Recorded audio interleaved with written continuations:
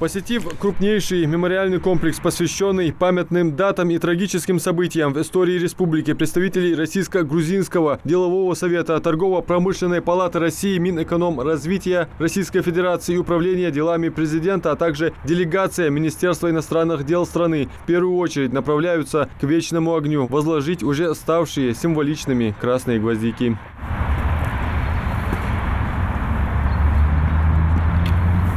Председатель Российско-грузинского делового совета Юрий Балашов отметил, Ингушетию и Грузию веками связывали братские узы. А сегодня в ходе запланированной встречи взаимоотношения сторон обретет новый масштаб, в том числе в торгово-экономической сфере. Также совет ориентирован на обмен опытом и экспертизой в индустрии туризма. Хочу выразить благодарность руководству республики и ингушскому народу за теплый прием, за прекрасно организованные все мероприятия.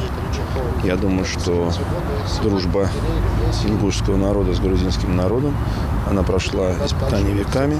И ради именно подчеркивания этой дружбы мы приехали сюда для того, чтобы провести заседание нашего совета.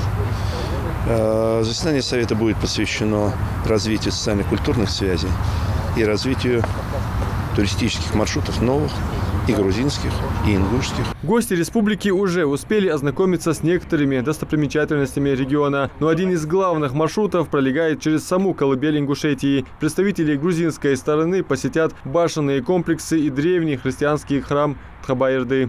Вообще история ингушского народа и грузинского очень тесно переплетена. Были такие исторические события в прошлом, которые подчеркнули историческую общность двух народов. Потому что, честно говоря, когда люди вступали в свои дома, возвращающимся ингушам, это на самом деле настолько, будем так говорить, символично. И вы знаете, в Грузии тоже для меня было, честно говоря, откровение, что грузины вот так относятся тепло к ингушскому народу. Потому что, когда какие-то вопросы, я думал, что, может быть, будут какие-то трения, они сказали, нет, с ингушами у нас есть общие, даже сказки есть общие. Поэтому вот это для меня было, на самом деле, такое откровение. Вице-президент Торгово-промышленной палаты России Владимир Падалко, анонсируя один из ключевых вопросов обсуждения в ходе Российско-грузинского совета, отметил, что они намерены наладить транспортную инфраструктуру, торгово-промышленные сообщения между Грузией и Ингушетией. Сегодня наша тема основная – это транспорт и туризм. Мы понимаем, что если воздастся вот это магистральный путь, который соединит Ингушетию и Грузию, и дальше можно будет смотреть на юг. И мы считаем, что движение товара по этому пути придаст совершенно другой импульс развитию края.